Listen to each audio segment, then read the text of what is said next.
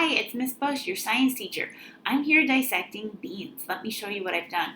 These are beans that I would just cook with, and I've soaked them in water, and they're ready to use. So I don't know, I might make some black bean soup out of this and use these ones over here for science. And then here I found some helicopter seeds outside, and I've soaked them in water just for a few hours, and now they're ready to explore as well. Check it out. These beans are interesting. Originally, they would come inside of a pod, so they already have one layer off of them. And then the very first layer is this seed coat. It's a protective layer on the outside. And I can even just peel it off with a fingernail. I don't need much of anything to get that seed coat off. Seeds have a seed coat because we don't want seeds to just grow wherever they land. No, they need the right place.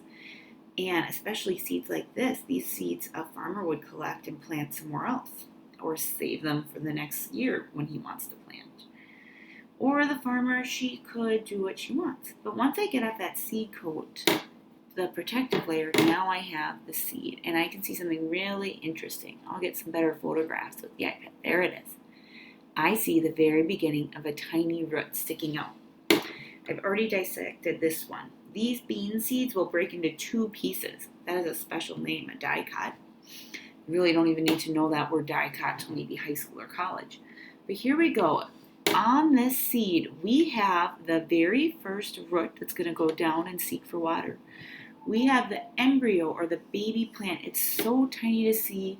Maybe I need to add some dye, but it's right there next to the root. And then this big part, this is the food source, because that baby plant will need something to eat when it first starts growing, so it has a snack right there. Everything it needs to start a brand new life, all inside a tiny seed.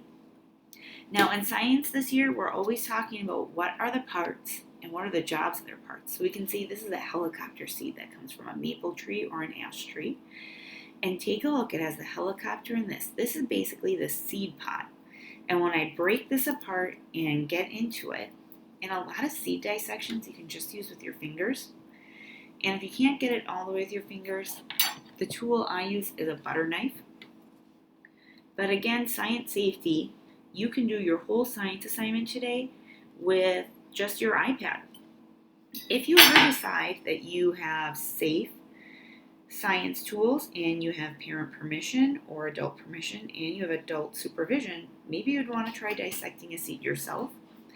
There's a special optional science assignment called My Science, and that's where if you decide to do this yourself, you could take a picture and post it in My Science, because I love seeing those things. But that would just be an extra special on the side thing. So as I get this pod off of the seed, on the inside I find the seed for the ash tree.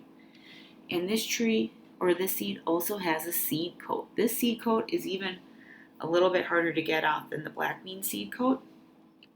I can do it with a fingernail, I was finding. But you want to break it open, and on the inside, it's bright green. So there are parts, and the parts have job. Now, I've been working really hard, and I'm not as good at dissecting this one. So the bright green opens up like a baby leaf. But I have not found the baby root or that very first part of the plant that shoots up. The embryo is the fancy science word for it. So I don't know, I could dissect this more and try a few more times and get a few more tools out. But seeds have a lot of parts inside of them. So even something as small as a seed that looks basic has parts, and the parts have a job.